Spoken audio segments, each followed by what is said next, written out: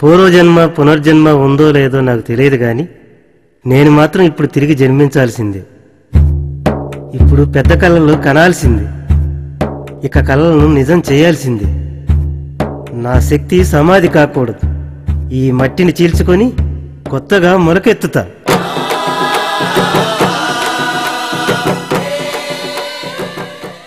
నేను తానికొండ చిరంజీవిని, గుట్టముక్కల గ్రామం, కంచిచర్ల మండలం, కృష్ణా జిల్లా.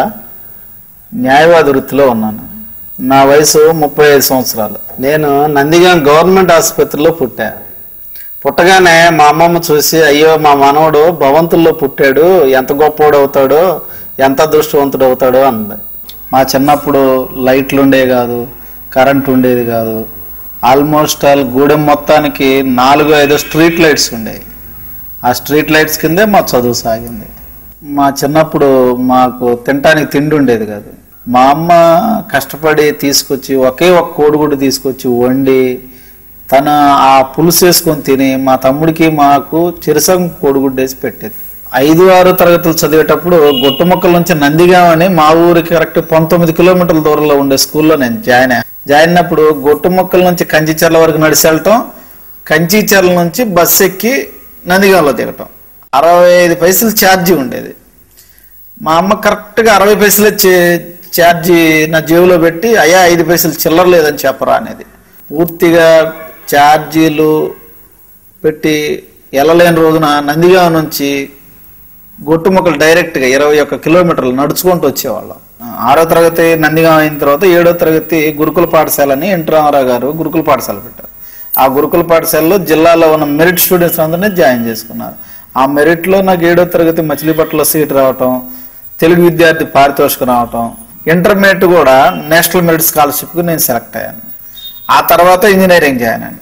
ఇంజనీరింగ్ చదువుకునేటప్పుడే మా నాన్నగారు చనిపోవటం, అసలు ఇంజనీరింగ్ చదువుకోలేని పరిస్థితుల్లో మా గ్రామంలో పెద్దలు, మా చుట్టాల్లో పెద్దలు అందరూ డబ్బులు పోగేసుకుని నాకు ఫీజు కట్టడం, హాస్టల్ ఫీజు కట్టడం, బట్టలు కొనిపించడం.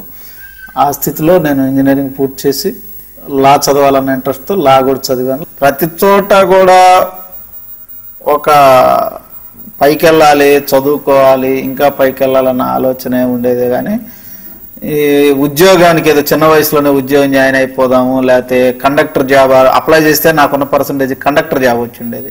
ఇంటర్మీడియట్లో నాకున్న పర్సంటేజ్ పోస్ట్ మాస్టర్ జాబ్ వచ్చి ఉండేది.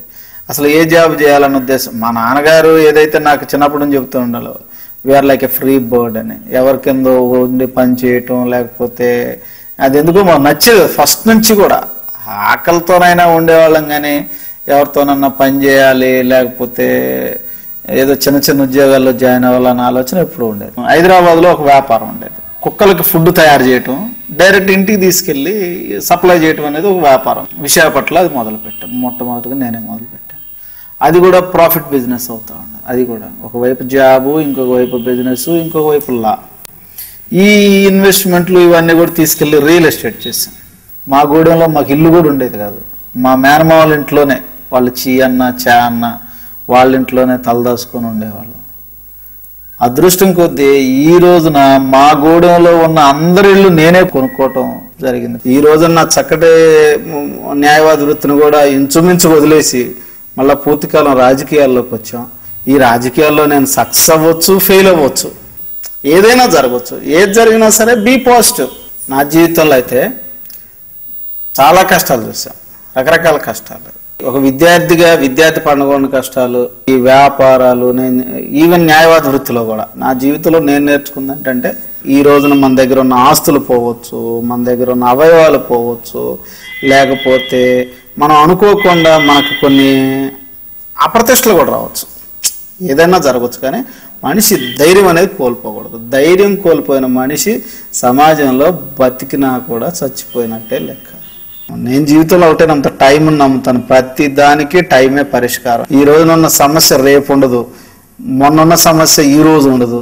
ఏదైతే గుట్టుముక్కల్లో పుట్టి పెరిగి ఆ ప్రాంతంలో అంటరాని వాడిగా, ముట్టరాని వాడిగా, చూడరాని వాడిగా చూడబడిన మేము ఈ రోజున ఒక పొడుగు కార్లు వేసుకొని తిరిగి కింద నుంచి పైకి తెల్లబట్టలు వేసుకొని తిరుగుతుంటే ఓ పెద్ద ఆయన నన్ను పిలిచి, చిరంజీవి నువ్వు చాలా మంచోడివి, చాలా పైకి వచ్చావు, కానీ నువ్వు ఇంత కార్లు ఇవన్నీ వేసుకొని తిరిగితే ఈ రైతులు నిన్ను ఒప్పుకోరయ్యా, నువ్వు స్కూటర్ మీద తిరిగితేనే నీకు బాగుంటది అన్నప్పుడు నాకు చాలా బాధేసింది. మన కారుల్లో మనం తిరిగితే సహించలేని పరిస్థితి ఉంది, మన బట్టలు మనం వేసుకుంటే ఒప్పుకోని పరిస్థితి ఉంది. అవతల వాళ్ళు బిర్యానీ తింటున్నా కూడా, మనం మామూలు భోజనం తింటున్నా కూడా సహించలేని పరిస్థితి ఉంది. ఆ సహించలేనితనం ఏదైతే ఉందో అదే మన బలం కావాలి, అదే మన శక్తి కావాలి, అదే మన అభివృద్ధికి ఆయుధం అవ్వాలి. గొట్టుముక్కలు ఒక ఆశ్రమం కడుతున్నాను. భవిష్యత్తులో బిడ్డల నిరాదరణకైన తల్లిదండ్రులు అందరూ అక్కడే ఉండాలనేది నా ఉద్దేశం. చనిపోయిన తర్వాత ఎలా ఉండాలనేది ఆలోచించుకోవడానికి ఇష్టపడరు, కానీ అది ఖచ్చితంగా ఏర్పాటు చేసుకోవాల్సిందే. నా బాడీ పెట్టిన చోట కొంచెం గుర్తింపు కలిగి నలుగురు వచ్చి కూర్చొని లాగా చేసుకోవాలనేది నా ఉద్దేశం. కలిసి ఆడుదా, డప్పుల దరువుల్లో కలిసి పాడుదా.